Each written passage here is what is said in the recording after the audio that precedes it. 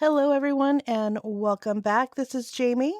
And this is Heather, and welcome to Using Our Inside Voice, a twice monthly podcast where we awaken to the extraordinary meaning of everyday mundane life by passing it through a particle collider of different and differing perspectives.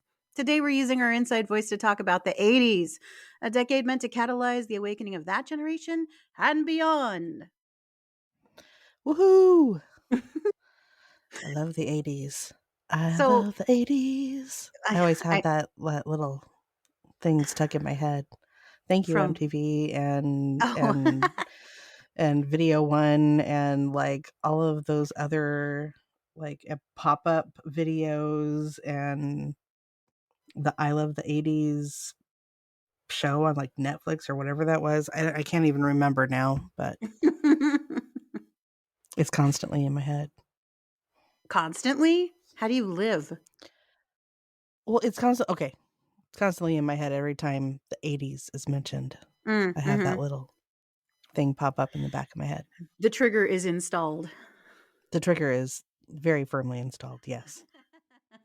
So, what brought this up? What brought up the 80s? Yeah. Let's see, when was this now? About 3 weeks ago or so? Um, right now it seems to be a lot of things are coming through as I'm doing classwork for school. So, this in particular came through, I think, as I was prepping for a test. So, um, yeah, I happened to have 80s music on in the background, and I got like 2 songs in, and all of a sudden, you know, the fun little, "Here you go. We're going to dump all of these things on your lap and then have fun sorting that all out as you are trying to do other things." They So, really seem to like hitting you when you are in study mode. There must be some sort of meditative property to your approach.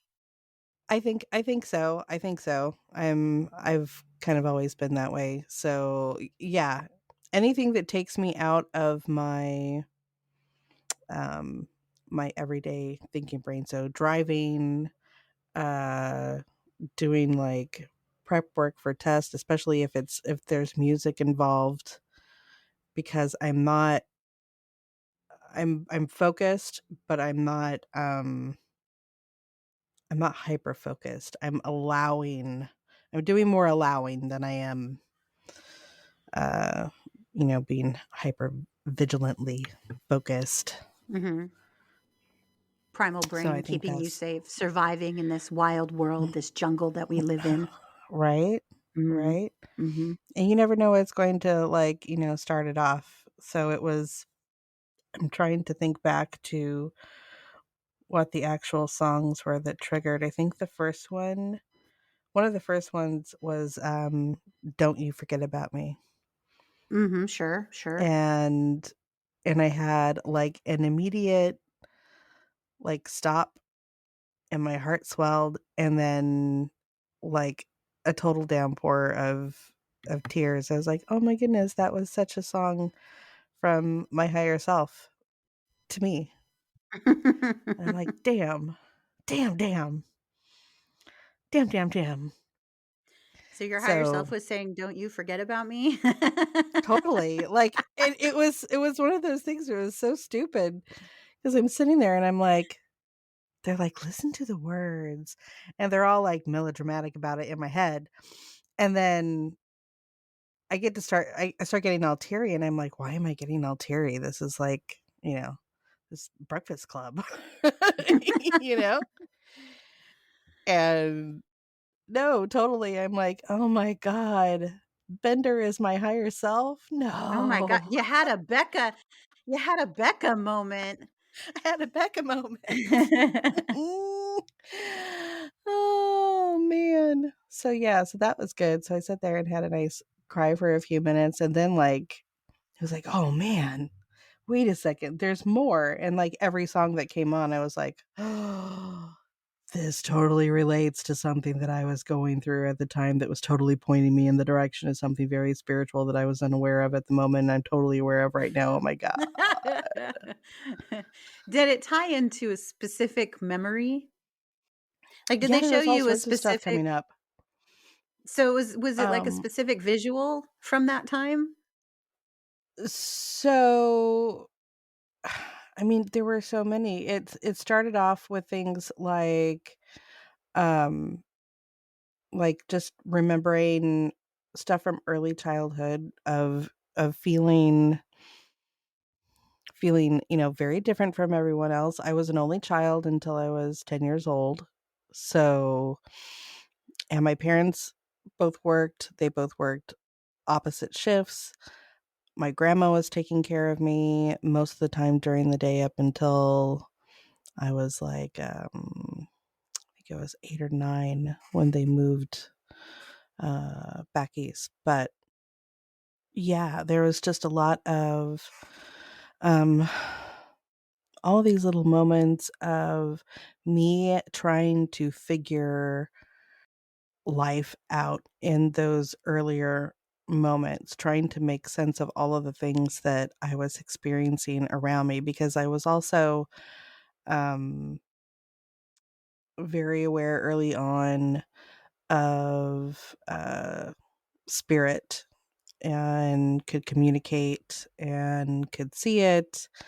And it was, of course, at first it was not a thing that I realized was unusual until I started talking about it. And my family was like, hey, whoa, you can't talk about anything like that. Like, that's crazy talk. So, Oh, man.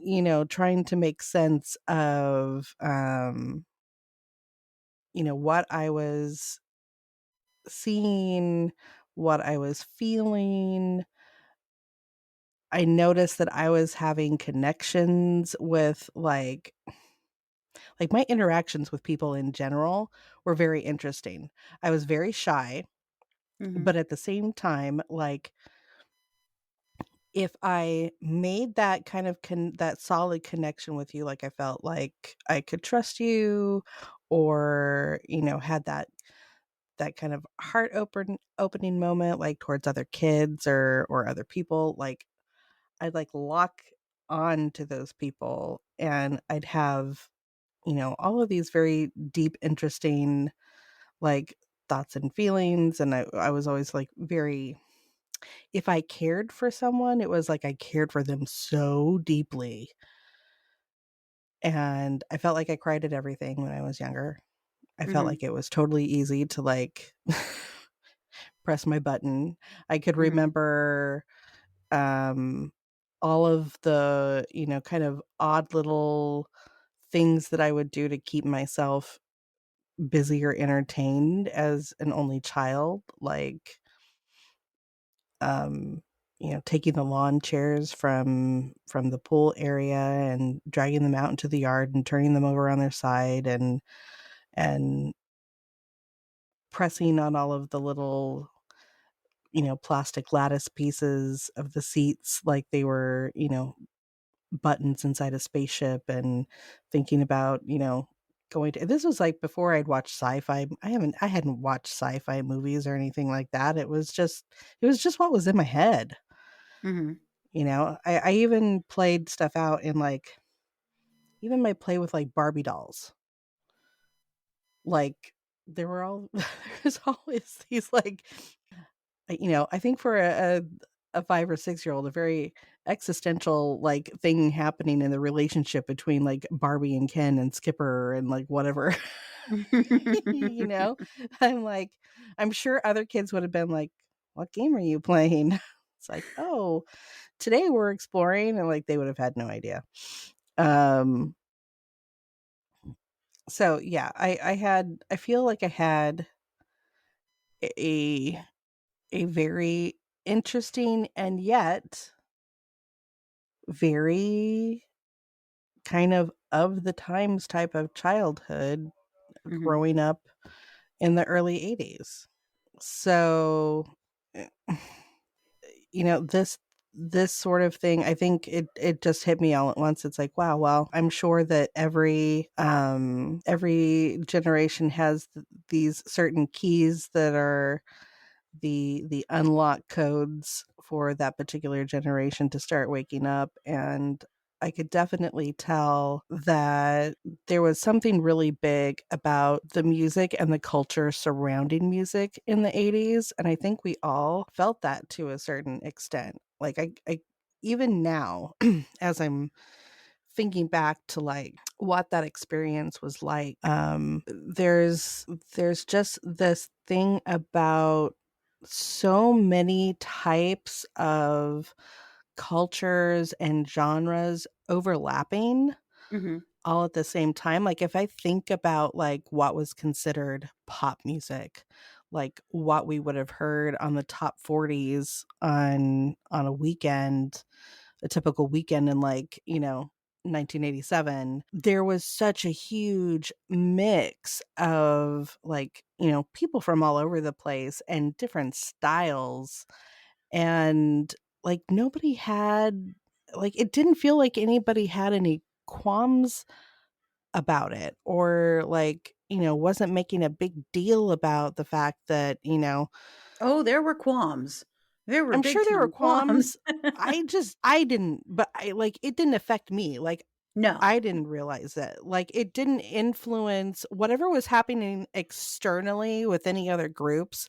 It Mhm. didn't affect me and how I perceived what I was being shown. Like, I felt it was perfectly acceptable, like, if this guy wanted to have, blue hair and eyeshadow and, like, alright, that's cool, and Mhm. then, this guy's wearing a Letterman jacket, and this person is from, this country and has this background, and this person is from this country and has this background, and it just didn't seem weird to me at the time, to have all of these different people meeting in the same place, or, it's like I think of, like, the power of the mixtape, which was truly that. It was always this huge mix. Mhm. And I've noticed that, like, since then, my experience has been, especially if I'm going, like, just regular radio, it's like, 5 or 6 songs in and I'm going, "Did I just listen to the same person? Like, was that, like, 5 or 6 songs in a row by the same person? Because I didn't hear a difference." And I don't know if that's just because like, that's not what's supposed to trigger me right now, so it just doesn't, Right.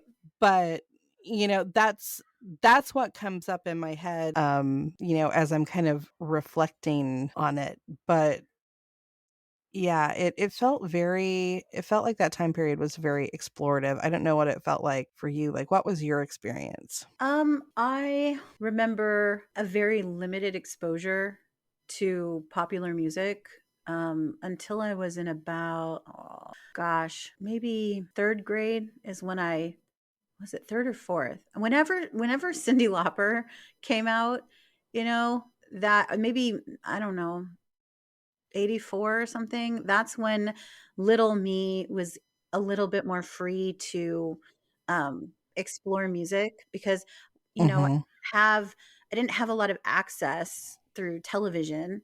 No, it had to have been Michael Jackson. I'm trying to recall my childhood room, and that was the only musician that was up on the wall. I was head over heels for Michael Jackson, as most of the nation and most of the world was, and why not be? He was amazing. Mhm. And I had this schizophrenic collection of records, that were it was divided between, um, the nursery rhyme records that your parents get you because your Mhm. parents are musical and artistic and they want you to have music in your life. So they're doing John Jacob Jingleheimer Schmidt with you.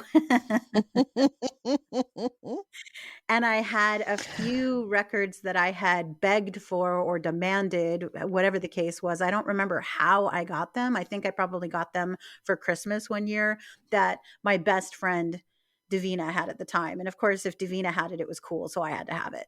I Of didn't really come course. into my own identity until 3rd grade. 3rd grade is when the beast was unleashed, and I started realizing and truly believing that there was absolutely nothing wrong with who I was. In fact, I was amazing and everyone was going to know it.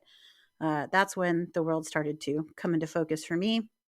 And I guess my first albums were Billy Joel and Olivia Newton-John as a kid. Man, the friggin' Dolphin song, don't get me started. I can't listen to it now. I'm like, "Oh, good lord, schmaltz." But when I was little, that Dolphin song spoke to my friggin' soul, you know? And looking back on it as I knew this episode, or this show was coming up, and I wanted to do a little bit of, getting in touch with my childhood self and a little bit of research. And I was looking at some different Olivia Newton-John performances, and I was like, well, why wouldn't she speak to your soul? She's basically kin. Look at her. She's completely Pleiades. Completely everything the She's Pleiades stood freaking for. Xanadu, man. She is. She's absolutely Xanadu. She's Sandy from Greece. Who wouldn't want to be her? Um, but her voice just felt. She just felt like she was singing to you, and there was something special about it. And of course, being exposed to musical theater because both my parents were singers, dancers, actors. My mom was a makeup artist. I grew up around the entertainment industry. I grew up a stone's throw away from Hollywood. It all felt very normal to me. Um, However, around, I guess, when Culture Club was coming in, that's when things started to I noticed a shift in style.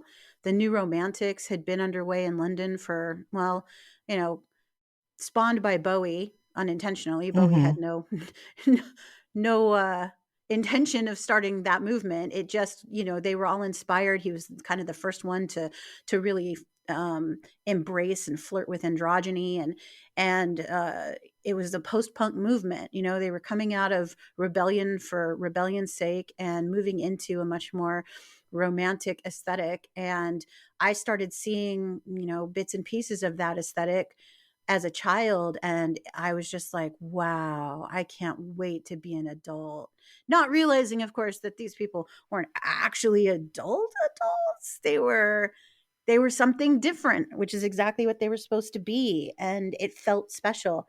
Boy George felt special. He was beautiful to look at. He was clearly gay before little kids knew what it was to be gay. You know what I mean? The concept was Mhm. not really openly discussed a whole lot, even though it exists in my family, which is an odd way to say it. I just didn't know how private to keep things there. But I was familiar with gay, the concept. It was not. It never occurred to me that it was something that needed to be um, discussed or analyzed in any way. I didn't have a problem with it. It didn't matter to me. Whatever, let your freak flag fly, But boy, George, he was a walking piece of art, Very true. He was just art. And it's not like I owned I wanted, of course, the very popular album with Karma Chameleon and all those songs on it. But my mom ended up looking around Christmas time for the tapes that I had put down on my very curated Christmas list. I need music. I need this music.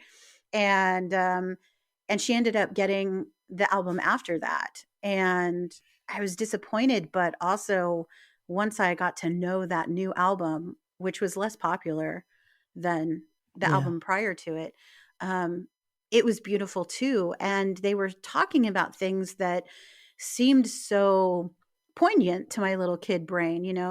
There's a song called The War Song. And well, it's not like people haven't sung about war before, but I don't know. There was something about the way that he was singing it that I was just like, yeah, I agree. War is stupid. But, the way is now we're fighting in our hearts. We're fighting in the streets. Won't somebody help me? And I just connected to it in a way that it spoke to my soul. And turns out all these years later, we're getting downloads about how it was meant to speak to your soul, especially when it comes to entertainment. Entertainment is meant to speak to your soul. It's meant to be not only of the moment, but a lot of it is inspired to be timeless.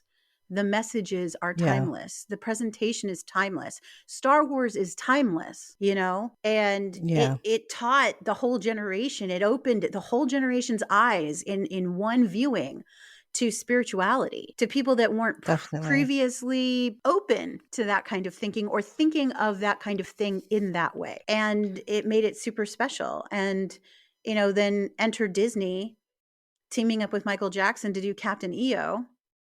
And Mm, the reason I bring it up is because about 3 or 4 years ago, I had my 80s realization download from the guides. Another one of those that made me have to walk around the neighborhood because there was so much energy coming in. I didn't know what to do with it. And they were talking about Captain EO. I hadn't thought about Captain EO in forever. Like, it's not like you right. have it on DVD for nostalgia's sake. I mean, maybe some people do. I didn't. I didn't even think about it. Once it was out of the park, it was kind of like, "Aw, remember Captain EO?" Every once in a blue moon, if you happen to be thinking about Disney or Disneyland, you might stumble upon it in your mind. But this was they were talking about it's around the time that they were introducing me to a concept that ended up being called black root energy, which was the initial attempt to get me to understand how the reality that we exist in is a weave. And they were showing me how what people refer to as, quote, evil entered our reality. And they showed me a visual of a tapestry that is woven of many different threads, all different thicknesses, and some were thin and some were thick and some were like slubby yarn and some were smooth and shiny and some looked metallic. And they showed me this long tapestry in this long gallery, and at one end, at the beginning end, there was this corruption that was weaving itself through the threads, intertwining with the threads so that it couldn't be easily removed without damaging the tapestry's existence, without damaging what had been woven. And this energy moved through the tapestry and was, closing in on the current, always closing in on whatever the current timeline was. And they referenced Captain EO, and I was like, "Captain EO, what? What are you talking about?" And they were like, that's one of the ways in which the 80s spoke. The 80s was all about awakening people to this energy. And so I had to go look it up on YouTube, and it is available to watch, and it is cringy, especially. You would think that the lack of 3D glasses would make it cringy, so you're watching everything in double. It's not easy to watch, but actually, as much as I love Michael Jackson, his performance was cringy. I'm warning you, if you want to go watch this again, have lots of love and compassion for Michael, because between his very high voice and his very, very, very sweet spirit, and I believe one of the characters' names was Pooter, which did not help because he kept on saying Pooter. And I was like, please stop it. I can't. Hooter. It's Is it Hooter. Hooter? It was It's awful. It Hooter. needed to never It's I mean, happen. that doesn't make it any better. It really No, doesn't. no. And it was cringy. But if you look at who was involved in this, it is a tour de force of the leaders of the industry back then. Not only Michael Jackson, but Absolutely. um, Angelica Houston was the big baddie, who, by the way, I remember little me sitting in the theater watching it going, she's the most amazing thing I've ever seen. She's like a spider lady with like a mech spider lady hanging from the ceiling. And I was like, yes, I will have more of that. Thank you. I will have her in every movie. And at the end, what does he do? The big reveal. He like rips open his shirt, and underneath there's this rainbow. And the rainbow Mhm. comes to life with light that shines out of his heart from his chest and transmutes all of the black root energy. Right? And I'm And like, turns her into this beautiful beautiful. goddess once again. Yes. Restores life to the galaxy. And I was like, are you kidding? how did I not remember that? Like, I remembered the rainbow, but as a kid, I remember thinking, "This is so cheesy, but I love it. It's fine." You know? I excused it. I made excuses for it because it was really it was something. But looking back on it, knowing what I know now or what I've been given now, it makes so much freaking sense. Well, I mean, let's because I brought it up. So let's just take a look at a little bit of the lyrics. Again, it's like it's one of those things where like once you see it or once you hear it, you like it cannot be unseen or unheard. So first of all, one of the, banner songs, Another Part of Me, Oh, yeah. which Right? is, hello, mirrored energy. Um we're taking over. We have the truth. This is the mission to see it through. Don't point your finger. Not dangerous. This is our planet. You're one of us. We're sending out a major love, and this is our message to you. The planets are lining up. We're bringing brighter days. They're all in line, waiting for you. Can't you see? You're just another part of me. Right? I mean, okay. What? I I I mean, really I hate to admit not it, but hiding nothing. that made me Like, tear up. I right? I hate to I admit mean, it because dude, that made me tear up, and I remember the dude. feeling I had walking out or actually dancing and skipping out of that theater. You were so high Oh, after that yeah. experience, and it was the song. I mean, it was the whole thing. You know, Francis Ford Coppola directed that thing? I know. Francis I mean, Ford it's Coppola. like everybody and their mother was a part of that project. Yeah. And it was nuts. Like I remember I was in the 5th grade when it came out, I believe, because I remember actually going. I went with my friend Lisa from school, like I believe it was the end of the first week that it came out, and there were like a gazillion people all trying to go and see it. And so you had to wait in line forever and ever down in the little hole of the Magic Eye Theater and grab your little 3D glasses. But oh my goodness, yeah, of course. You come out and you're skipping and you're singing and you want the t-shirt with the pretty rainbow on it that kind of looks like Pink Floyd. And it's like there's all of this stuff happening. And it was funny because I remember when all this happened a couple years ago, and When I all what kinda dove happened. into it when you had this realization, because we had a conversation about it back then too, Right. and I remember diving into it again, and it was very interesting because, um, around this time was also a time when a lot of artists that I would consider to be more, just heavier into the music, incredibly zeroed in on the craft. Their music was just very different. There was something about it you may not have been able to put your finger on it all the time, and it wasn't just about their singing, and it wasn't just about the dancing or the theatricalness of their videos or things like that. There was literally something else about it that would draw you in, and I started realizing as I was doing research that there were a lot of people at that time that didn't say anything about it,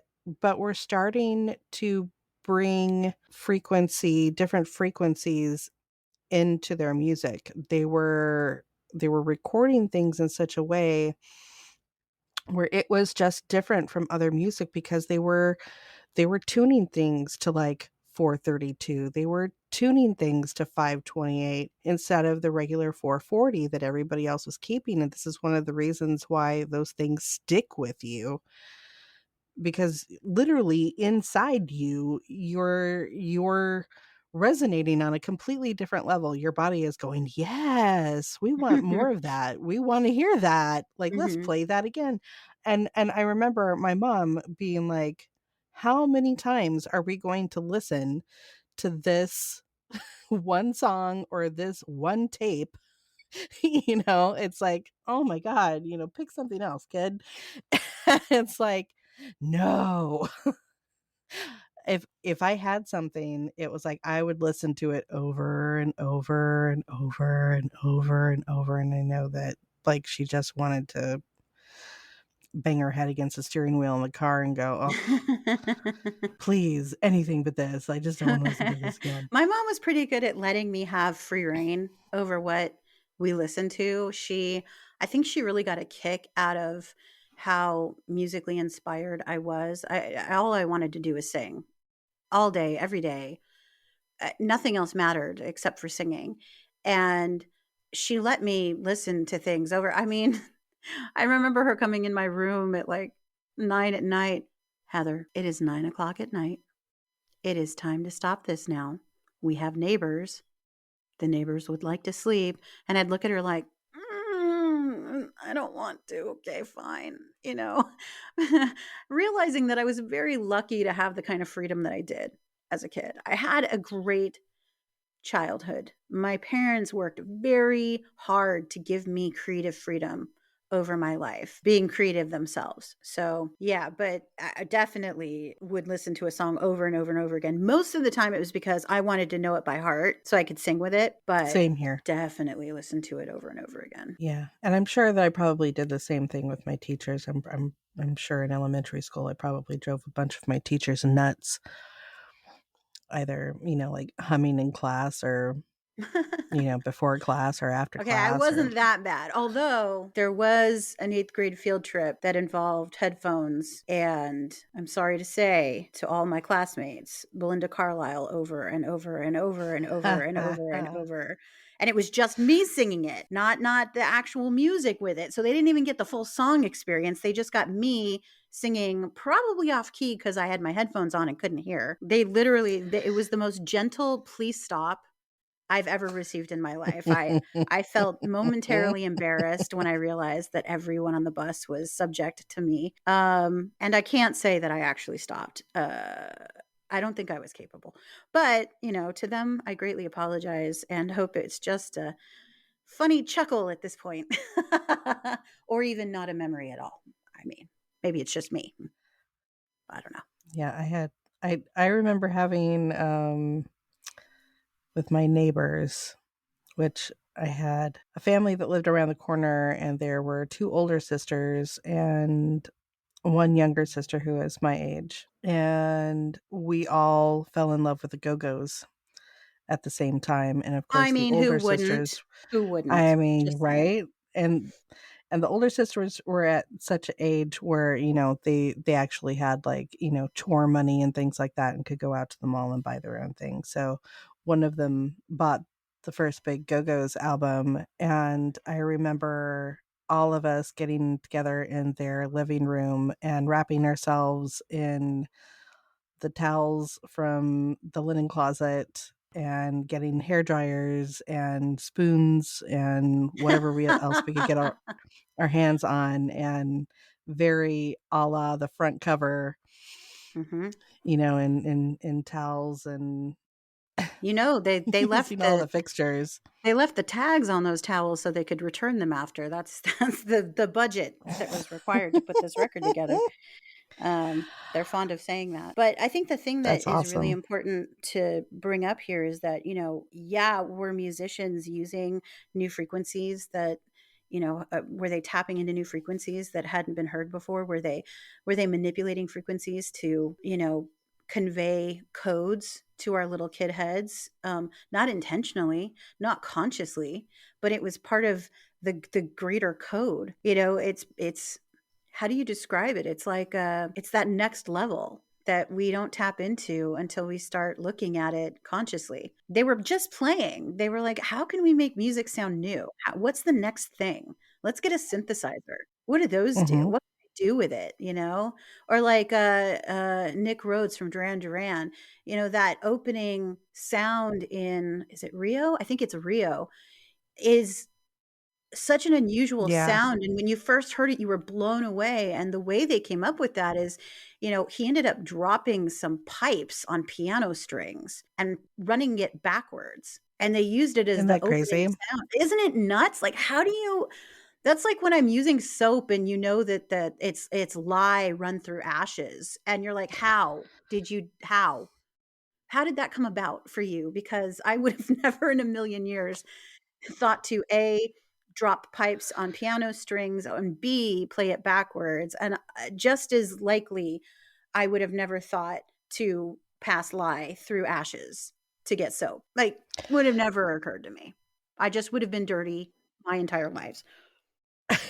And it was just really interesting to me that, like, especially now, it's like looking back on it, the thing that's the craziest to me is there's so much stuff just in plain sight. Like, they're not hiding it. They're not hiding it in the lyrics. They're not hiding it at They were all, period. celebrating it. They're not hiding anything. No, they were celebrating And it. absolutely celebrating it, and it's very interesting because if I look at now, like, anything that I'm like, I don't think twice about, I'm just, like, automatically in, it's like, "Yes, this is awesome." Mhm. And usually there is some sort of connection that I am very aware of in the beginning now at this stage in my life that, "Oh, this is connected to something. This is a message. This is a code. This is a something." Mhm. Like, as soon as I'm done, enjoying the shit out of this, I'm gonna, like, roll it back and try to see if I can figure out what the overarching message is. But at the Mhm. time, when we were kids and we were listening to this great music and looking at all this interesting fashion and art, it's like there was no point where it was like, "Huh, is that a thing that I should, like, investigate for?" No, it was, all in. It's like nobody had to convince us of anything. It was just, "Yeah, I'm here for that. I'm Well, totally here for yeah, that." of course, because we were kids and everything was play. Mhm. We hadn't been But indoctrinated into the system of adulthood yet, which, kills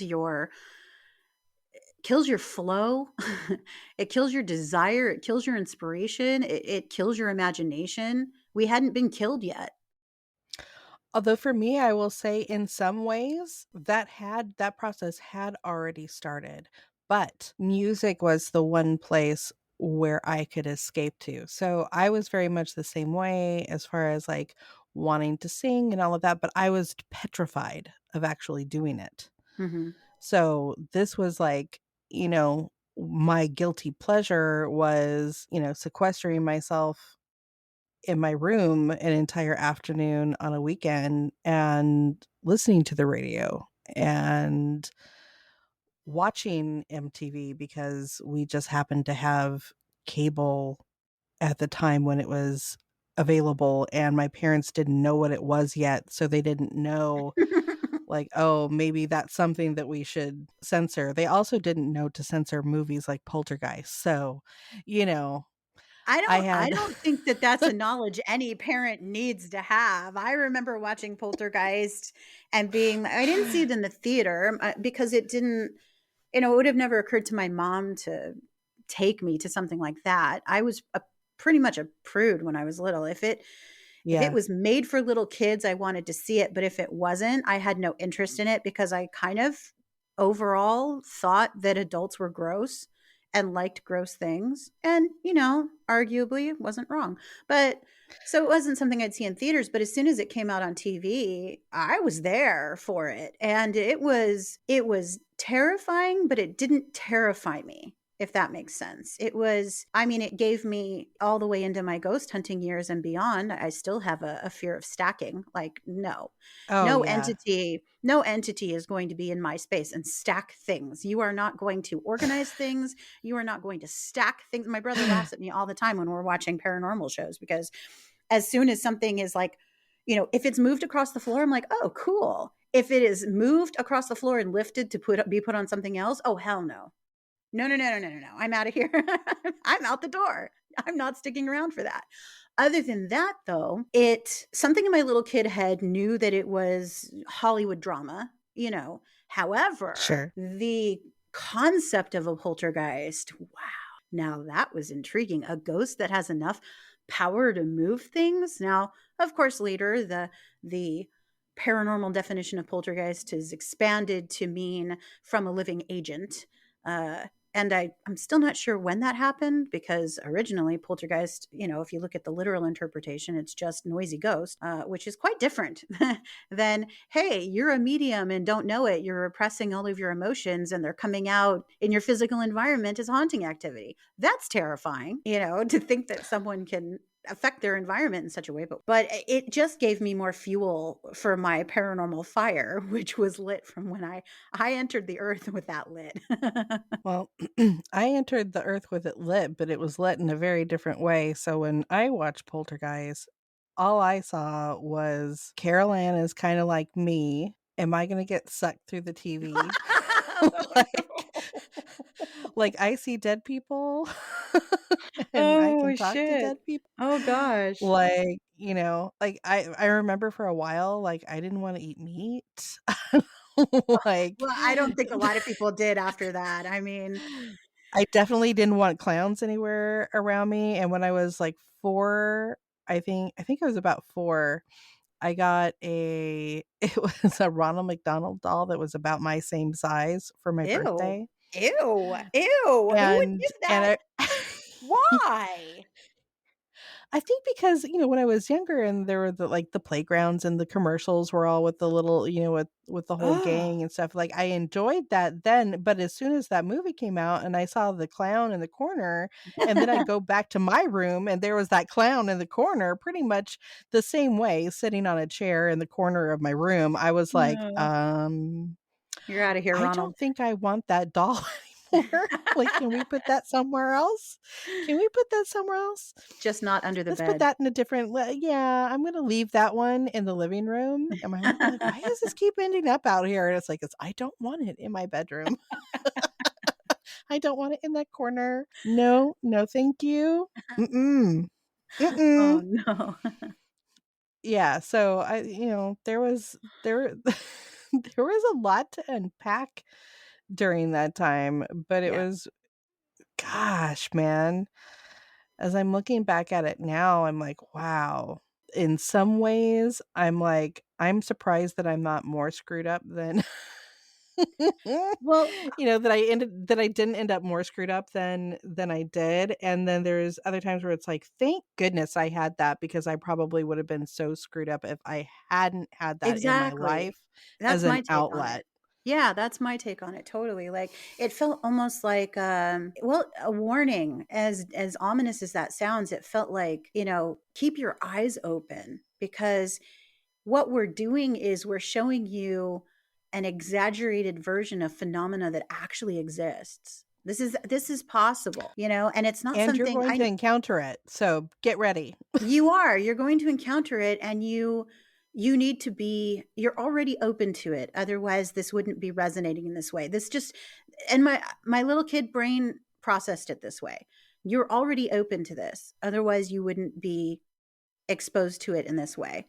And all of these things that you are taking in are informing you to an extent that you'll need later, and they're setting your filters and your lenses through which you experience this world in such a way as to keep you sensitive and appreciative of these things. Because and I knew that because I liked it so much. I liked the subject matter so much. I mean, I was watching, if we're talking about TV wise, my favorite shows as a kid, outside of children's shows, but like when it came to primetime TV and I got to sit with my parents and watch TV, I was happy when it was In Search of with Leonard Nimoy. I mean, I was way too little to really, I mean, I look back on it and I'm like, how did I process That's Incredible? How did I process In Search of with Leonard Nimoy? How did Right. I process um, Peter James? How did I Yeah. do that? Because I was so little when I was taking it in, but it all made perfect sense to me. Like, I used to have long talks about past lives with my dad. My parents were both into yoga and studied yogis, so there was a lot of talk in my household. Well, not in depth talk. There was just that late 70s, early 80s enlightened parent talk about yoga and what yogis are and karma and reincarnation.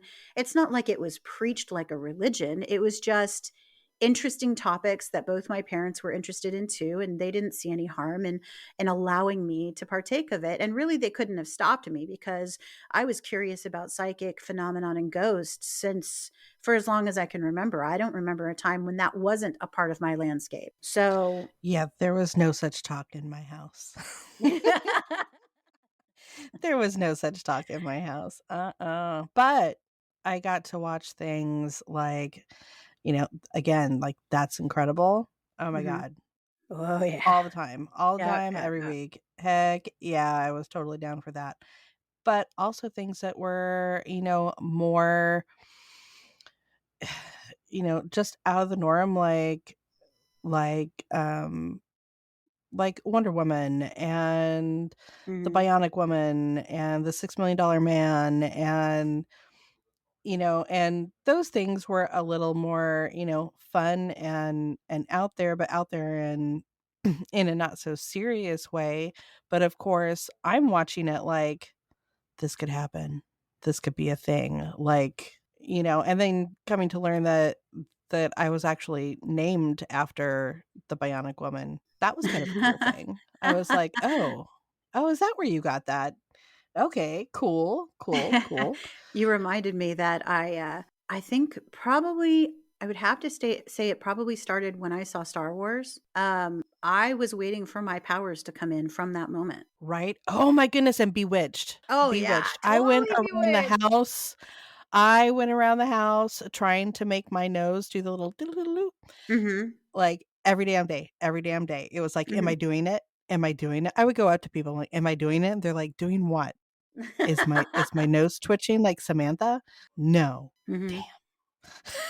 To this day, when that show went to Salem and dealt with the witches, I that was my Right? like, are you joking? Like, the real modern witches, well, modern, quote unquote, before our time technically, but thank God for reruns, because what a gem my life would have missed had it not been for syndication. Right? But yeah, like when the modern witches went back to meet the Salem witches, I was like, are you joking? Yes. This right here, just make this a series. The whole thing, combining history Right? and spirituality. I mean, Do you remember, um do you remember Mrs. Switch? vaguely, I thought the It art was was when we were poor. slightly older, I thought but I thought the art was poor, so I kinda didn't give it a chance. I was like, "Meh." well, it was one of those other things, like, I always felt like, well, first of all, because my parents, it's not that my parents were overly religious themselves, but they came from very religious backgrounds that had Mhm. very definite, um, viewpoints on things that were supernatural, otherworldly. Yeah. It was a very conservative family. We'll just leave it at that. It was a very conservative family and still is for the most part. But I knew that certain things were just not going to like go over well. So I always felt like as much as I was a, quote unquote rule follower and I did a lot of self-policing, there was also those moments where I was acutely aware of, look, they're not going to see this as, like contraband. So like you can slide this one under the radar, go ahead. And that was definitely one of those shows that was like, you can slip this under the radar. They're not going to know that it's about like witches and stuff like Wow. that. And so, that was like I really did look for things where it was like, okay, like, you can watch this, and I remember watching things like that, and even though it was, like, like a Saturday morning kid show, like, I felt like I was always there with, like, a pen and paper, like, taking notes, like, "Oh, this," like, I wasn't physically actually doing that, but in my head, like, I kind of studied these things because it felt like this is a world that you're meant to be a part of. whatever Mhm. it is that they are saying, whatever message they are bringing, whatever thing that they are showing, you are a part of this. You're connected to it somehow. So pay attention because, nobody else is going to help you through this. Mhm. You're on your own Mhm. is really how I felt for my entire young adult life. It very much felt like you're on your own, kid. You are the only one like you in your family. Nobody else is talking about this stuff. It's not like you can run off to the neighbor's house and go talk, to other kids about this. You're on your own. And so you're going to have to, figure this shit out. So, And that's a really be it young the age. That's a really young yeah, age to live with a dirty secret, yeah, totally. you know? So if it be it the Dark Crystal or Oh, yeah. Labyrinth Mhm. or the Black Cauldron or God, how many other shows were there? There's the Child of Glass, which is a I knew you fantastic were gonna Disney bring movie that that up. so many people don't know about, and Yep. it's awesome, and we Well, both love it. and the amazing thing is that actually Disney back in the turn of the decade between the late 70s and early 80s put out a ton of kids content They for television. slipped a lot of them in there. They really did. There were aliens, like full force aliens. There were I think the hallmark of that era of movie is kids going on these adventures minus adults. And Mhm. they were in very real danger. They were running from very real, ish bad guys. Like in Child of Glass, it was a drunk caretaker who was had no qualms about, if the kid got killed, the kid got killed. And that kid had to watch out for himself and solve the mystery. It just felt like it was a time where autonomy for children was sort of normalized. And then something happened, and I guess parents or adults thought the world we were living in had just gotten too dangerous for such messages to come through. I'm not sure what happened because I was sort of removed from the scape, as it were, by that time. But I went back during the pandemic and I purposely looked up like after school specials and Mhm. um, made for TV movies with kids. And I found some doozies that were like, kids accidentally stumbling onto a friggin' theft ring and and busting the whole thing wide open and having to run from the bad guys and helping the cops foil them. The other night, I noticed a movie called Gleaming the Cube was on. Gosh, I think it's on Prime right now. I was never big. I didn't give a shit about skateboarding when I was little, and it was kind of. I think it was maybe a little bit more mature than I was, and so I was never really interested in it. But I went back and watched it. That movie had no right being as enjoyable as it was. And once again, it's about a young kid who, he and his trusty skateboard break open a friggin' smuggling ring for firearms into the country after the murder made to look like a suicide of his adopted Vietnamese brother. I'm like, who came up with this plot? This can't. As I was reading the synopsis on Prime, I was like, this can't be interest. This can't hold my. This can't be. How did this happen? Like I didn't even understand what I was reading, and I watched it, and damn, they did it. They made it entertaining, and it didn't pander to the audience, and it moved well and it was done well, and I was kind of shocked that it held up in any way, shape, or form. I really was thinking it would be a Solar Babies experience, which I just watched the other night. I watched Solar Babies hoping for a Gleaming the Cube and got a Solar Babies instead, and boy, that was whew, whew.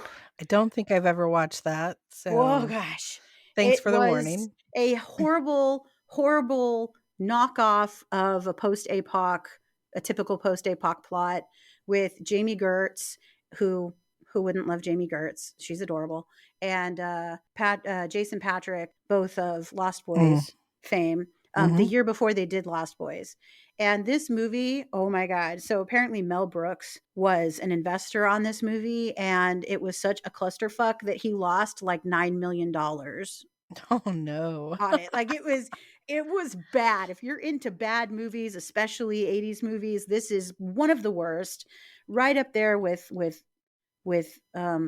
space pirates, I would say. You just it's Wow. bad. It's bad. And but again, you're dealing with humans destroying the earth and finding a magic orb that can make your wishes come true and channeling energy and all of these things. Of course, it's all on roller skates in the desert because that's a thing. Because you have to put them on roller skates. Like, What? Like, that's the clincher. what the hell?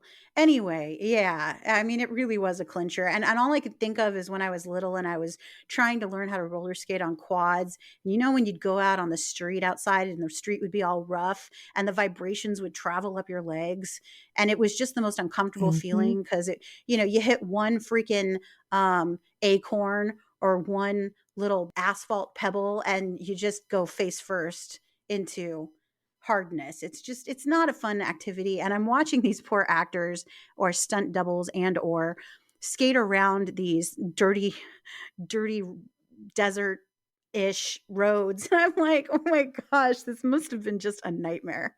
This whole shoot looks like it was just This a had to hurt painful so memory.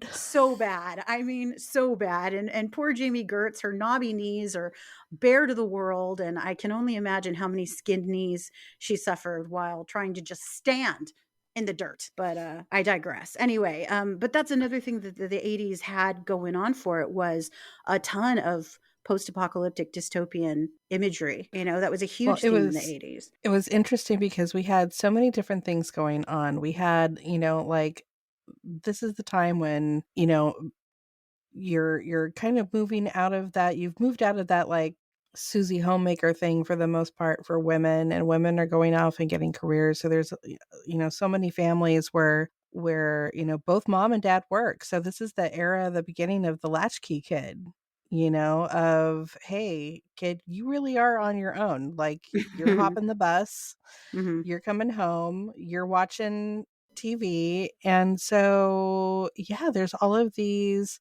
crazy movies about kids being the ones that are going out and, like, making stuff happen. Like, I think about, like, Red Dawn, and these are as we're starting to get, a little deeper into the 80s and kind of early 90s. But Red Dawn was what, like 86, 87, maybe? And then you move into, like, the Iron Eagle era, where it's, like, literally the teenager is going out to save dad Mhm. from the big bad. And we're, gosh, I can still remember doing the under the desk, like, there's been a nuclear strike drill, because What? you don't I mean, I remember it you for don't remember earthquakes. these? I remember it for earthquakes, but not for nuclear. What the fuck is a desk gonna save me from? Well, it was, I think it was just I don't think they really thought that the desk was going to save us, but it I would was one hope of the it was not. like, where else were we going to go? We didn't have That basements or, that just like, plays into bomb my shelters to adults go to. that just plays into my adults are stupid But, theory. like, I clearly remember, I wanna say I was in the 3rd grade or so when, like, I remember the shift of, Russia is bad, we're still at war. Like, my uncle was a my uncle worked for an asphalt company, and he was actually part of the Star Wars project. He was on the team I got of really excited and then I got of really sad. contractors. Yeah, of the, like, and I remember, like, he wasn't supposed to tell anyone, but of course he would come home and tell the family because it was the only interesting thing happening in his life. Mhm. Um, how they would go to work for, it was divided up into a bunch of different contract teams. No team stayed on it for the entire installation. And he had, every time he went to work, like they strip searched them going in and coming out every day, like to make sure that there was nothing that they were smuggling, like in or out from the job. It was craziness. I remember hearing this sort of stuff as a kid, and but I also remember the day when it was like, the USSR is no longer the USSR, and that's all over now. And there were just so many interesting concepts that were dropped in our laps at such a young age, that I Mhm. think because we were left alone a lot of the time, a lot of us, we kind of had to digest that information on our own. And I definitely feel like, circling it back to the music and the TV and the pop culture at the time, I definitely feel like it was a way for us to kind of not only, well, I don't know if it's a way of normalizing, but kind of a way of normalizing it and feeling safe when you don't necessarily feel like you have, the protection of your parents or the protection of your family, because who the hell knows what's going to happen. And they could be at work and you could be at home, or at school when stuff goes down. Not like that's different than it is today, really. But I feel like that was kind of more in the beginning of life, kind of being that way. You didn't have as many stay at home moms, or you didn't have as many grandparents, hanging around, staying in the household, watching over the kids. You there were a lot more children that were either home alone or in a family with other children, and where the older kids were the parental figures. Mhm. And so I think it was interesting that got reflected a lot on what we were watching. And you would see all of these stories of kind of kids like figuring themselves out and coming into their own and coming into their gifts. So yeah, sitting down and watching, all of these movies, like going into the Disney movies again, The Child of Glass, where obviously, this kid is seeing a ghost and talking to a ghost, and I could do that. So that was cool, or Yeah. watching something like Watcher in the Woods, which was really scary at the time And to terrible. me. Did not hold up. And but I will still watch it to this day, because there are just so many little things in there that are like, they're permission slips. It's Mm. like, it's okay to be weird. It's okay, if you're getting messages from these things that are unseen. And it was definitely a prep for, look, there's a lot of weird stuff that's going to come your way. Mhm. Don't get too freaked out about it. It's Mhm. all right. Well, and And and beyond, don't get too freaked out about it. Like, this is coming in, something got triggered when you said that. There's a lot of stuff coming your way, and the first exposure we want you to have to it is from a child's point of view. So, these movies connected us permanently to the child's point of view about poltergeist, to the child's point of view about ghosts and mysteries, to the child's point of view about having to fend for yourself, in a, especially for me. I mean, I was very drawn to the post-apoc and dystopian movies with kids in them, because they were fending for themselves. It showed family interaction from chosen family members, not from family member obligation, which dude, became a huge theme in my life. And I think in a lot of our lives, because what happened to the nucleus family, or the families that later went through divorce, is that your whole yeah, family that you're supposed to have obligations with end up telling you you're wrong, you're stupid, you're a conspiracy theorist.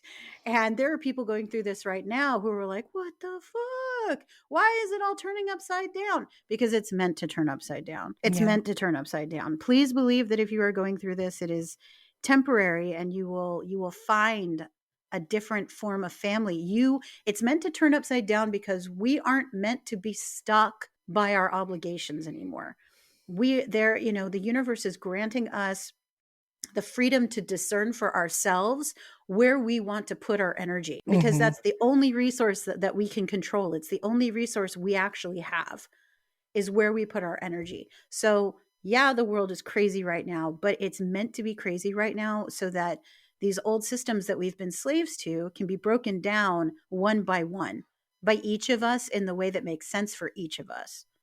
And those kid movies that we experienced back in the 80's, they primed us for it. And I think about things kind of coming back around again, and a lot of those things are starting to come back around again. And I know that there's been times that I rolled my eyes and kind of gone, man, isn't there any more like original thought left? Why do you guys got to keep, digging stuff back up from my childhood and redoing it? But at the same time, it's like, well, it worked for me. Like it helped to instill all those things in me. So maybe it's coming back around to do the very same job, to do the very same work, maybe just in a different voice that's easier for those now to hear. So maybe I should, like not be so harsh on all of the remakes. Now it doesn't mean that I'm going to sit and like, be the cheerleader and wave my flag for everything Well, and I think the give question it two about the thumbs up, remakes, but and I think it's always been the question about remakes, is who's remaking it?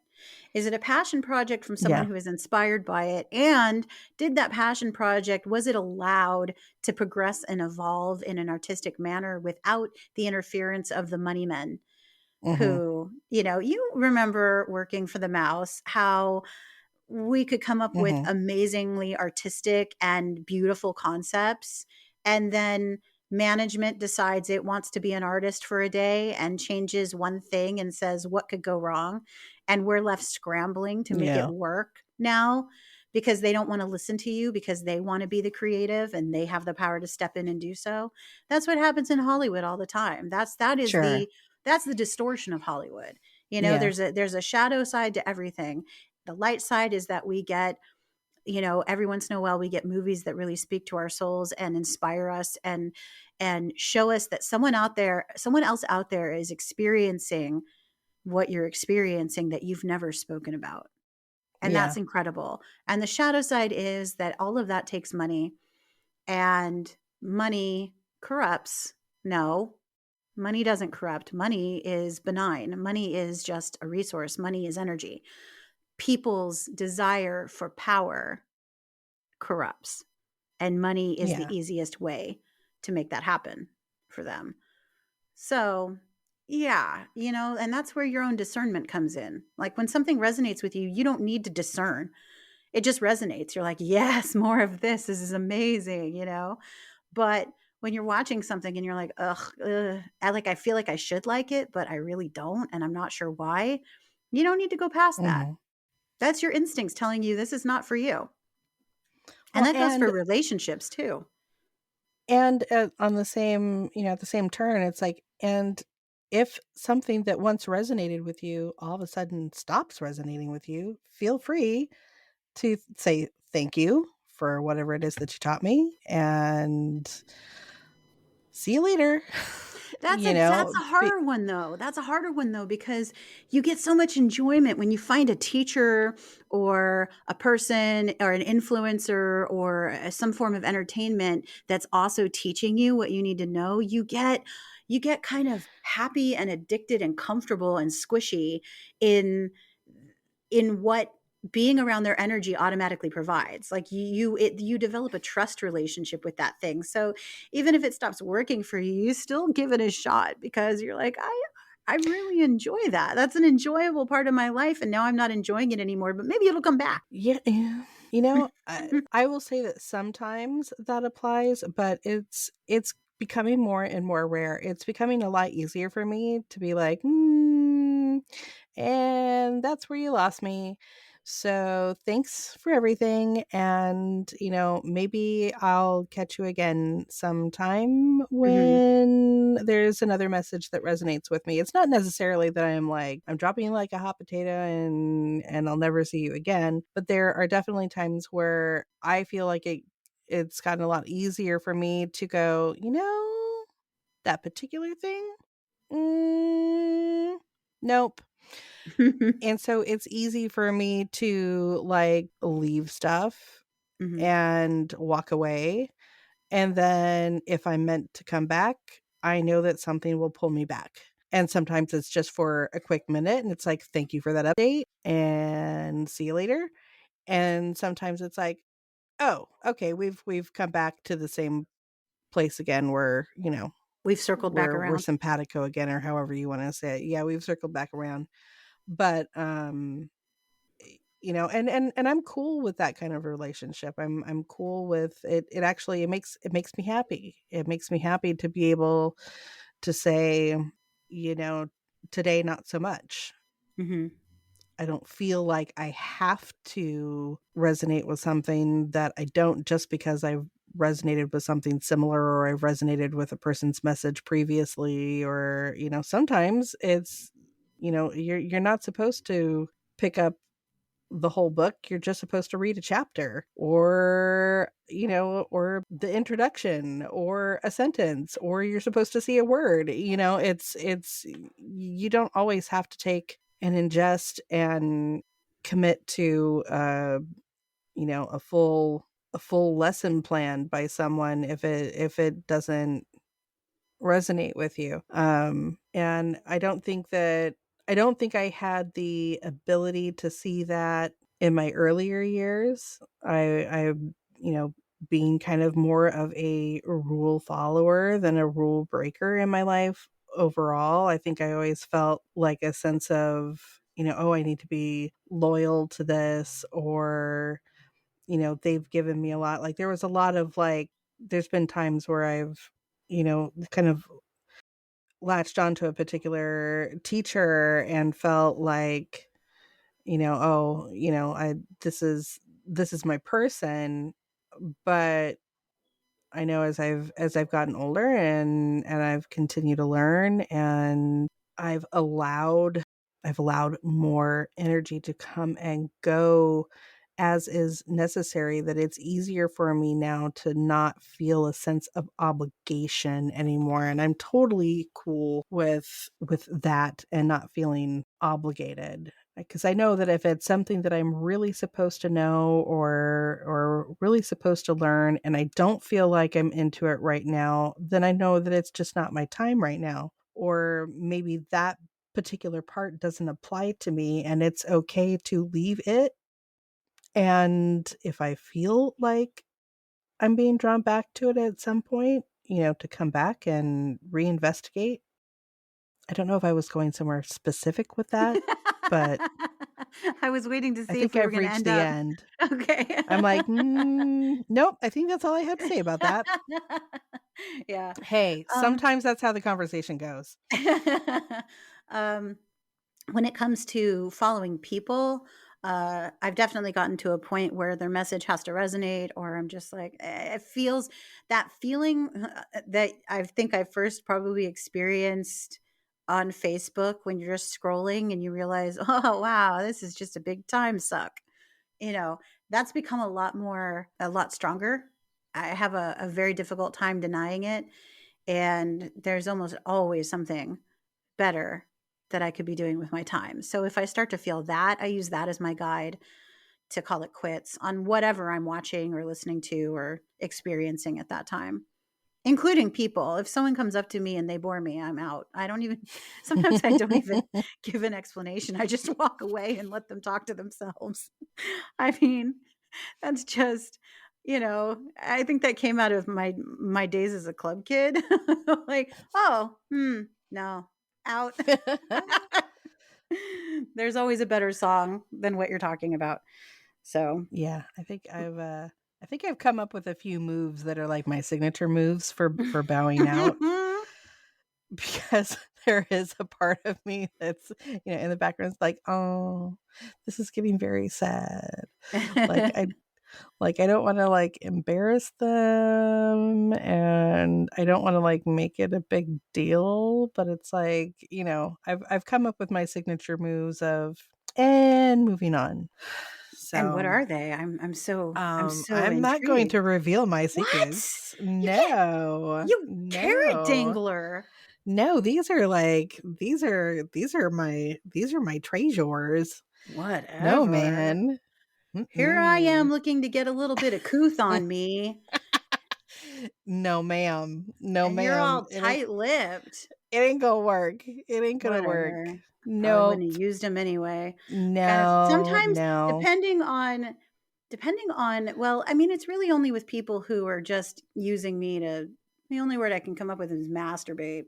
They're talking to hear themselves, but they need you there and they are holding you Yeah. hostage. Yeah, you don't get any polite there's no manners for you. I'm walking away. I've been held in that situation one too many times in my life, and I just realized there's no way out of it except to just walk away. Okay, bye now, Well, and sometimes it's off with you. awkward. Like sometimes it's Yes. just awkward. Like it's like and the first thing that comes to my mind is for all of you the Christmas Story fans out there Ugh. when Ralphie is in line for Santa and the annoying kid behind him is trying to like talk his ear off about the Wizard of Oz and all the characters and how much he loves the movie and Ralphie just kind of turns around and looks at him and is like, "Don't bother me right now, I'm thinking." It's like, definitely I have those moments where it's like, there is no good answer, there's no good thing that's gonna it's whatever is gonna come out of my mouth is going to be awkward, and I'm just gonna have to be okay with it, and it's like, "Look, the chances of me seeing you again or, like, running into this situation again is very slim, so I'm just gonna let whatever awkward decides to walk out of my mouth at this moment, walk out of my mouth, and then that's how we're gonna end it." And sometimes I look back and there's this look of like, I don't understand what just happened. And then, but I think in most cases there's just oh, well, there was somebody else there to take my place. There was another target coming into view and they latched on and it wasn't even a thought that I left. And it was like, okay, good. Whew, nobody saw that. Sweet. I can move on. Normalize excusing yourself from conversations by just walking away. Yes. Let it be a Yes. thing, if we normalize it, then no one's gonna take offense. So, it has to start somewhere, and it's gonna feel awkward, but if you need permission, I'm giving you permission, just walk away. Just walk away. Mhm. Well, I can do it with family now. With family, I can just walk Ooh, away. It's well, just that's like, good. and I'm done. Yep. So usually I will announce it first. Usually there will be some sort of, and I'm done before the walk away, the hang up, the whatever it is that needs to happen. Do they ever But acknowledge that announcement? Family? um, it depends on who is on the other side. If it's my mother, yes, my mother will always acknowledge it. Mhm. She tries to do it in a respectful way, though. Usually it will be like, especially if it's like a phone conversation, I'll get the text like an hour later of, the there's some sort of apology or an explanation that I really didn't need or something. Usually it's on behalf of my father who like totally doesn't care. To my dad, it's just like, okay, whatever.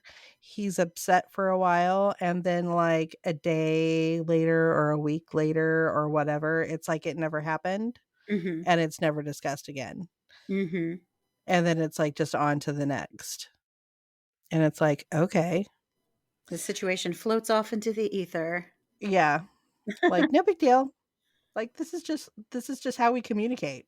And it's like, Right. "This isn't how we want to communicate. This Right. is just how we have to communicate." Heads up, not my And choice. by we, I mean me. So, but hey, again, I'm constantly amazed at all of the things that I am picking up on now that went into the shaping of the now me. It's like there's a lot of things that, at almost 46 years old feel like it's happened very recently, but I can also see that it's like, no, even those they're like big shifts have happened more recently, it's easier for you to see them now because Mhm. the contrast has been bigger. But it's like, but girl, you've been in training your entire life.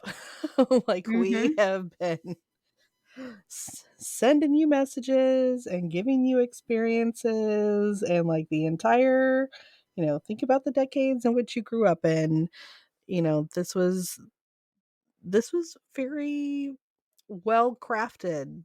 Some of Mhm. it was very well crafted. Some of it I don't feel it was crafted quite as well.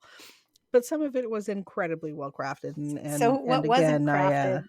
What wasn't crafted well? you I'm dying to know, know. I feel like kind of coming into the like late 90s, early 2000s, like we went through a chunk of time where I'm like, Horrible. I ain't Horrible. feeling this. Hated every I minute. ain't feeling it. And that was definitely a time in my life where, like, if I look back on it, this was definitely this was where the contrast started, and maybe that's why it felt so, yucky, Yeah. is because this is the point in time where I was like, "Oh, time to be an adult now, I guess." Yeah. And time to put all of these other things aside, time to put the dreams aside and go do the thing. Or there was the disguise of, I'm going to drop this for my dream, and then realizing that the dream was not what you thought it was, and that it was,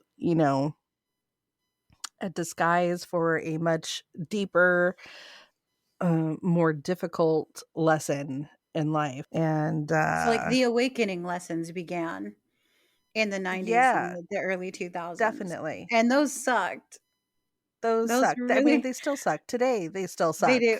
They When I do, watch but other people go through them, it sucks, yeah, they and my do, heart goes out to them, but ew. but the difference is that they suck with some form of higher communication that gives you a heads up that that's what you're going through, whereas before, every single one felt like it was gonna be the rest of your life. Yeah, I mean, well, there were very few things in my life at that time that were anchors or lifelines to making it through all of the spiritual stuff. A lot of that got left behind. Like, there was a period of at least 10 years where I felt like, okay, well, I know this stuff felt okay when I was younger because again, I had music, I had TV shows, I had movies, I had artists that were making it feel okay. And as we moved out of that particular era and into this this new era, that like just it didn't fit me, like it Same. didn't feel right, it didn't feel like, it felt like putting on clothes and walking out the door, like putting on clothes that like just were very ill-fitting, and walking out the door knowing that you were wearing something that was very ill-fitting. It was Mhm. uncomfortable. It was just a huge bucket of uncomfortable that I didn't know what to do with, and it felt like there were no good resources. I had very few places in my life that at that time that felt like it was a good resource, and to be honest, it was it it was literally the only portion of my life at the time that was still connected to the idea of fantasy, or dreaming, or being something outside of the norm. Like, I never fit in anywhere, or so it felt. But there were certain times in my life when I was younger where, although I didn't quite feel like I fit in anywhere, it felt like it was okay to have not fit in. And then I reached that point as I got older where it was like, you don't fit in anywhere and you're going to be alone for the rest of your life because you don't fit in anywhere but like this one little teeny tiny corner. And heaven forbid anything happened to that little teeny tiny corner. Mhm. It was like, holding on for dear life to the to the blanket or the whoopee, making another 1980s movie reference. If What's you don't that know what a from? whoopee is, Well, I know what a Wibby is, but you what don't. movie did it No? Mr. Mom. Oh, gross. Mr. I never Mom. liked that film. That was what I have. I have two huge memories of Mr. Mom growing up. One is the kid with the whoopee, Mhm. and the other thing was it was all surrounded by the whoopee. The whoopee was the blanket, the kid's security blanket, and then the vacuum cleaner was this evil shark that was always, looking to suck up the whoopee and take the whoopee away. And my neighbors had my neighbor's pool. They had one of those. It was very fancy at the time. It was a pool cleaner that was automatic, that kind of you plug it in and you Yeah, throw it in the deep end and it pool vac. starts doing all the cleaning. Yeah. Mhm. And basically the we called the it was the shark. It was the character of the vacuum cleaner from Mr. Mom. It was Mhm. always chasing us around trying to eat us, basically. So, but that's the way kind of everything felt as I started to get older, was like, oh my God, if I lose this little corner of my life, like I can't be myself. And that was really hard. That was a really hard period to go through because there was just nobody really to talk to about any of it. And honestly, like that pretty much continued until I met you. Huh. Hmm. And even then it was weird. It was very Thanks. weird but awesome in the way that like this portion of our relationship came out. Like we came together on on like different levels at different times. We worked together, so we were coworkers, so like there's a thing. And then we both realized that we liked the same music and we were goth kids and we went to industrial clubs, and so like there was another thing. But there was also a lot of differences between us too. So it wasn't necessarily like a super automatic, "Oh my god, like you're amazing. I want to hang out with you all the time" sort of a relationship. It None of my I felt like relationships we have ever both been that relationship. no, but I feel like we both had like we were both in places where I think we were very feeling very vulnerable and not feeling very open to letting others in. So it was kind of a slower process. Like, I'm going to try this out and see how I feel. And if I feel okay about it, like, then I'll let it progress to the next step.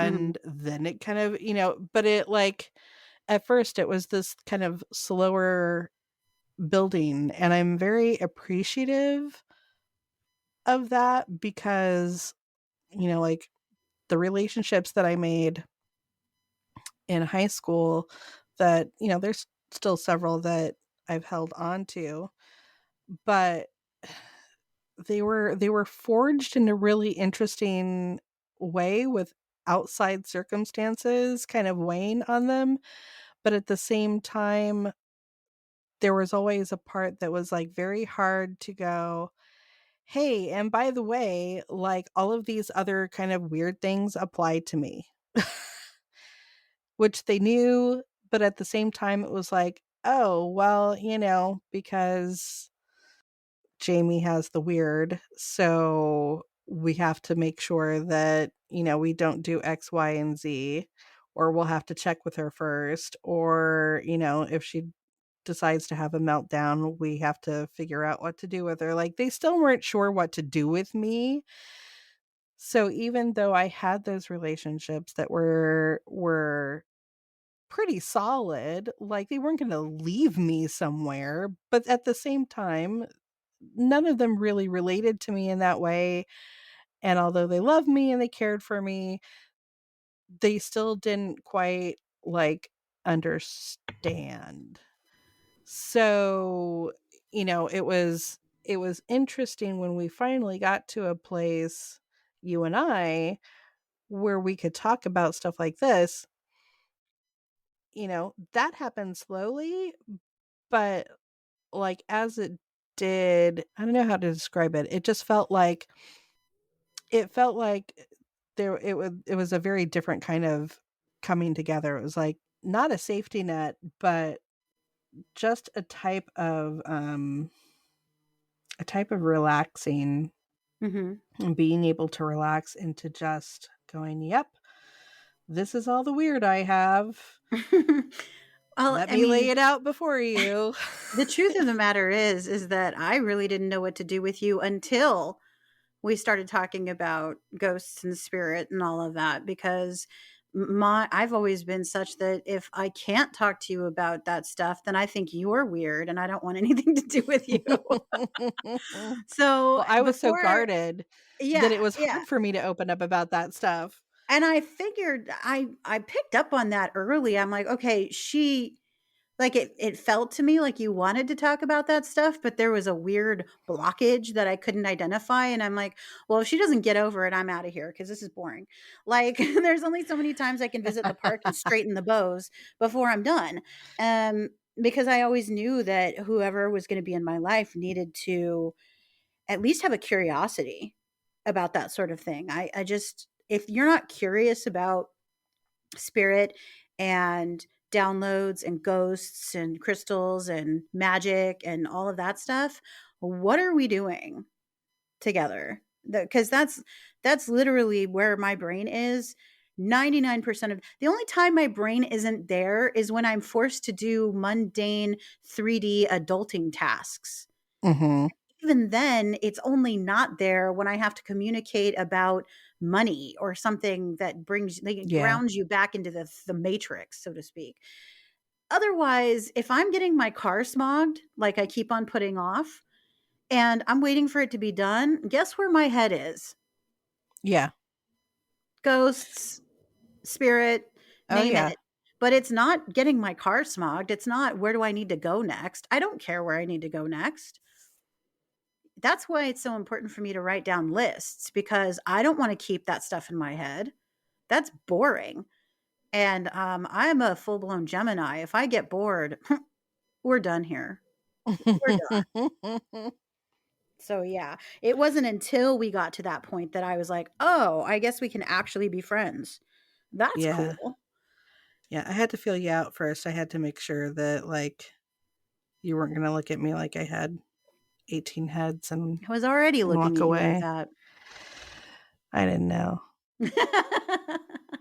I didn't know. I didn't know. No, I always use, like, it's like, "Oh, okay, well, she listens to the same kind of music. Alright, that's cool. We're both goth people. Goth people are dark. They like darker things." Ghosts are usually pretty cool. I could probably talk about, like, other dark things. So, it's like I had the list in my head of, like, these are the songs that I can talk about, Oh my and god. these are the movies No. that I can talk Oh about. Oh, yeah, no.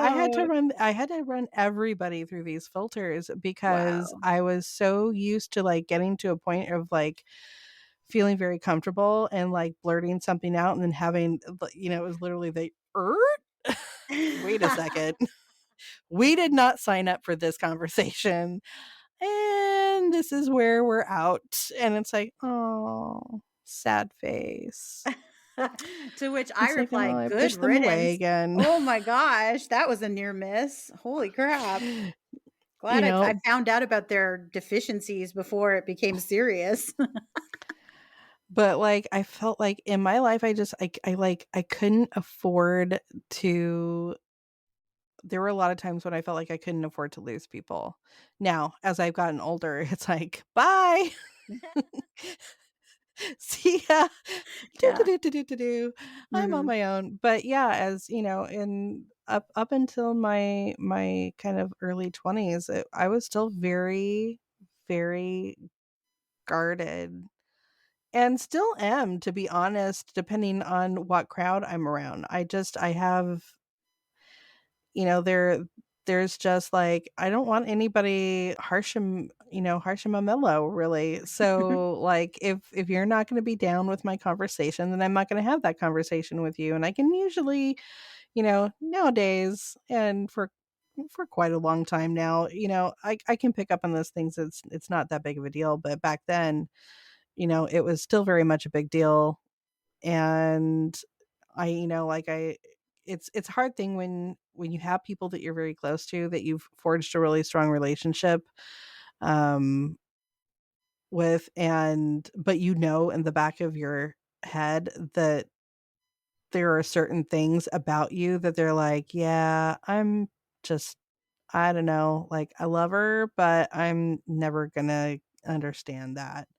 And Mhm. I felt that, I deeply felt that. So, as I was moving into my more adult life, there were definitely points in time where I'm like, okay, so this is how you go about being an adult, and you're going to have to go out and have adult relationships now, and Ugh. that's going to look like this, and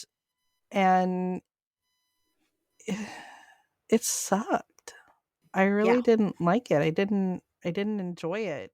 My body didn't enjoy it. Like, No.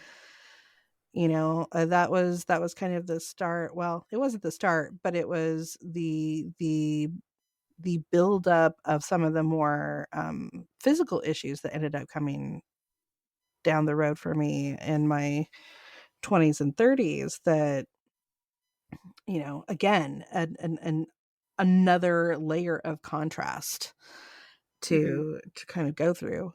I'm grateful for it now. They were all things that brought me to where I am now, and there are definitely parts of my gifts that are tied to a lot of those lessons that helped open those things up, that helped open me up to being able to help others. And had I not gone through what I went through, I wouldn't be able to do that. So Mhm. I can look at those portions now a little bit differently. But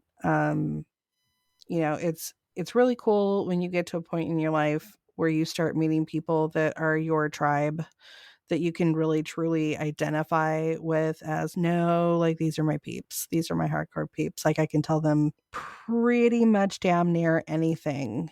And, they're not gonna blink. It's Mhm. it's it's whatever. you know? And that's that's why we're able to do things like this and sit and have these really crazy conversations. Well, and the And truth is, I think that a lot of people get, the definition of the word friend has a much more a broader interpretation depending on who you're talking to. But when it comes to having people in your life that are basically bomb proof, you're lucky if you have 1 to 3 of those. yeah, You that totally. circle's going to be small. And Mhm. you can't have this unrealistic expectation that a friend is going to be bomb proof. They're not. They're flawed. They're going to have boundary issues. They're going to have traumas and triggers that they haven't worked on. And as someone on this journey who has worked on that aspect of themselves, you're going to be required to decide whether or not you want to make space for those people too as a friend, or if that's not a place that you want to exert yourself. If Yeah. you'd rather put your energy elsewhere, there's no shame in that. Yeah. It just means that someone else is there coming around the bend to be that person's friend. So if you're looking, because I'm the type of person who keeps their circle really small. It's not even really a conscious decision. It's just I know what I need, I know what I like, and if you can't provide it for me, well, then I guess we're meant to part ways. Yeah. That's all there is to it. I have to be very mindful of who I spend my time with, because when I spend time with someone, it will inevitably be deep, Yeah. and it will affect me for possibly days, Yeah.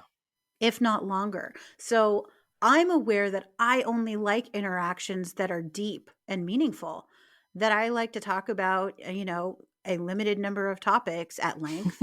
And anything outside of that is going to be boring and Yeah. arduous, and I'm going to need a very long nap afterwards.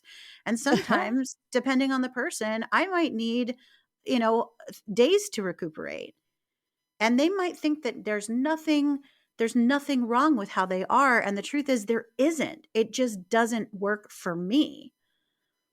So don't don't go looking for bomb-proof people and expect everybody who you resonate with to be that bomb-proof person. That is They're true. two different things you're looking for. Yeah. Yeah. That is definitely definitely. Definitely, definitely. I'm gonna keep working the 80s. Well, no, was Rain Man 80s or was that 90s? No, I I can't don't remember. remember. I don't know. I was gonna try to keep weaving it in. And we're spent. And we're done now. Have we done the thing? Have we done the thing? Have we done which thing? What thing? Have we done the show thing? Are we talked out? Have we reached the cul-de-sac? The did the street lights come on? Is it time to go home now? Yeah, are we done? I think we're done. All I right. think we're done. Good times, good times. There'll definitely be more to talk about, but I Oh, for think we're sure. done for the Try time to try to being. get us to stop talking about the 80s. Uh-oh. Right?